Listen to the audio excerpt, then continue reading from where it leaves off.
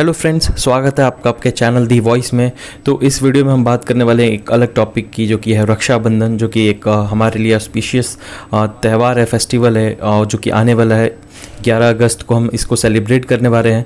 तो इस बारे में हम थोड़ा डिटेल्स में बात करेंगे कि रक्षाबंधन क्या है, क्यों सेलिब्रेट किया जाता है, इसके पीछे की स्टोरी क्या है और इसकी हिस्ट्री क्या है और इसका इंपॉर्टेंस क्या है, मॉडर्न टाइम में ये क्यों इतना रिलेवेंस रखता है आज के जनरेशन के लिए। तो जो रक्षाबंधन है, राखी का जो त्यौहार है, जिसको कि हम ट्रेडिशनली राखी बोलते हैं, ये एक तरह से बॉन्ड होता है ब्रदर्स एंड सिस्टर के बीच। सिंपली एक अच्छी बॉन्डिंग को दर्शाता है एक ब्रदर और सिस्टर के बीच, जो कि काफ़ी यूनिक होता है और जिसको कि हम वर्ड्स में डिस्क्राइब नहीं कर सकते। तो इंडिया में ये फेस्टिवल रक्षाबंधन कहलाता है, जो कि सिबलिंग्स के लव को डेडिकेट किया गया है। सिबलिंग्स मतलब चाचा के लड़के, चाची की लड़की, जो भी मतलब जितने भी ब्रदर सिस्टर के रिलेशनशिप होते हैं, उनको ये डेडिकेट किया गया है, ये स्पेशली ये फेस्टिवल। और ये हिंदू फेस्टिवल भी है, लेकिन इसको जैनिज़्म में भी, सिखिज़म में भी सेलिब्रेट किया जाता है। आप देख सकते हैं कि हिंदुज़म में ये mostly India, Nepal, Pakistan, Mauritius में सेलिब्रेट किया जाता है, और जैनिज़्म में भी ये सेलिब्रेट किया जाता है। इसमें भी जैन कम्युनिटी जहाँ पे ये सेरेमोनियल थ्रेड्स देते हैं डिवोटीज़ को। और सिखिज़म में भी ये राखड़ी या राखरी कहा जाता है, जिसमें ब्रदर सिस्टर लव ऑब्जर्व किया जाता है सिख्स के द्वारा भी। तो ये सिर्फ हिंदुज़म से रिलेटेड नहीं है, जैन में भी सेलिब्रेट किया जाता है, ये सिख में भी सेलिब्रेट किया जाता है।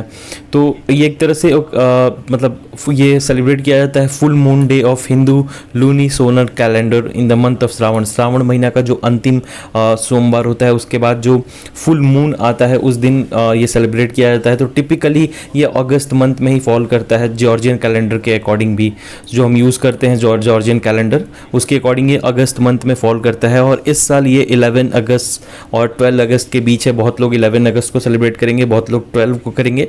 तो ये वैरी करते रहता है, जो भी उनकी टाइमिंग्स होती हैं ग्रह और नक्षत्र की। तो रक्षाबंधन का मीनिंग क्या होता है, इन दो वर्ड्स का मतलब क्या होता है?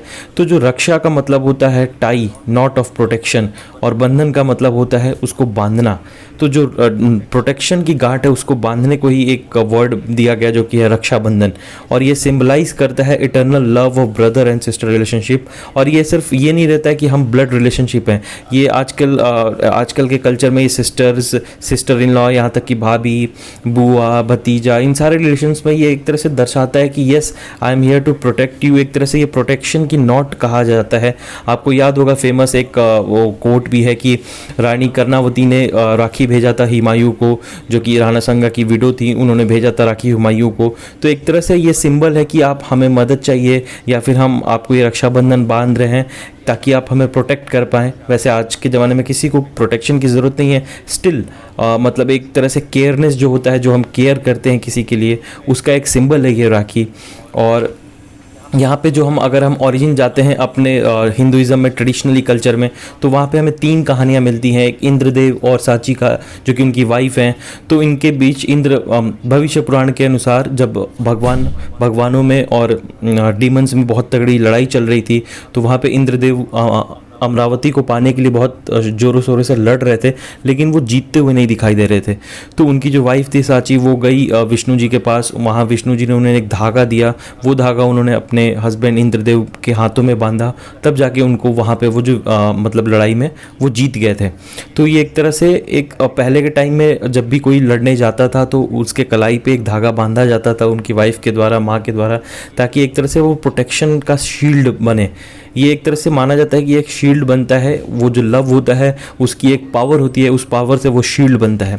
दूसरी जो कहानी है कि किंग बाली जो था और गॉडेस लक्ष्मी की, तो ऐसा कहा जाता है कि जब सारा जो वामन अवतार थे विष्णु भगवान के, उन्होंने 3 पग में उनकी जो किंग बाली थे उनका पूरा जब अंपायर ले लिया, तो बाली ने बोला कि आप मुझे एक वचन दीजिए।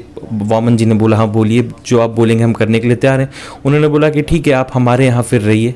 तो वो वामन देवता वहीं पे रहने लगे, यानी विष्णु भगवान बाली की यहाँ भी रहने लगे उनके पैलेस में। ये देख के गॉडेस लक्ष्मी बोली कि ये तो पॉसिबल नहीं है।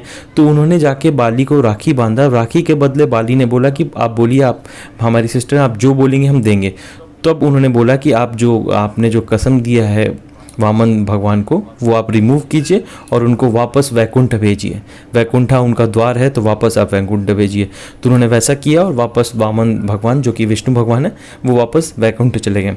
तीसरी जो कहानी है वो संतोषी माँ से रिलेटेड है कि लॉर्ड गणेशा के 2 बेटे थे, शुभ और लाभ, जो कि काफ़ी फ्रस्ट्रेट थे कि हमारी कोई सिस्टर नहीं है। तो उन्होंने अपने पिता से बोला कि हमें एक सिस्टर चाहिए।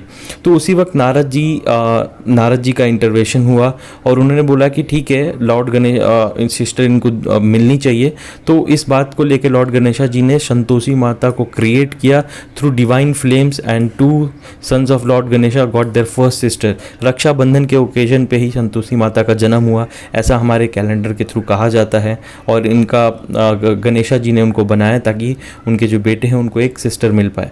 तो ये ट्रेडिशनली हमारी स्टोरी है ओवरऑल राखी को लेके। बहुत ही ऑस्पिशियस त्यौहार है ये, एक तरह से बहुत पवित्र त्यौहार है ये राखी हमारे हिंदुज़म में। ना केवल हम हिंदुज़म में बल्कि हर रिलीजन में इसको हम सेलिब्रेट करते हैं।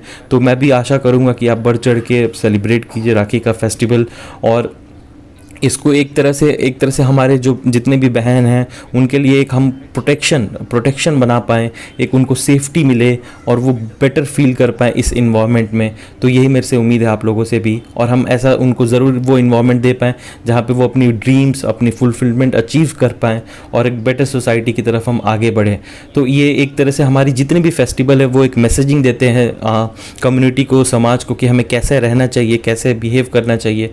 तो ओवरऑल ये था राखी का त्यौहार मेरी तरफ से आपके लिए, और मेरी जितनी भी बहनें ये वीडियो को देख रही हैं उनके लिए, कि मैं बहुत ही ब्लेस्ड हूँ कि हमारे इतने हिंदुज़म में इतनी अच्छी फेस्टिवल है जहाँ पे हम कुछ प्रोटेक्शन प्रोवाइड कर पाते हैं। एक तरह से हम अपने प्यार को एक पावर में जनरेट कर पाते हैं। तो मेरी तरफ से आप सभी को happy happy happy Rakshabandhan in advance. अगर प्लीज़ वीडियो को अगर आपको अच्छी लगी हो तो प्लीज़ लाइक कीजिएगा, चैनल को सब्सक्राइब कीजिएगा, अपने दोस्तों के साथ शेयर कीजिएगा और अपना बहुत बहुत ख्याल रखिएगा। तब तक से मिलते हैं आपसे नेक्स्ट वीडियो में। Thank you and take care.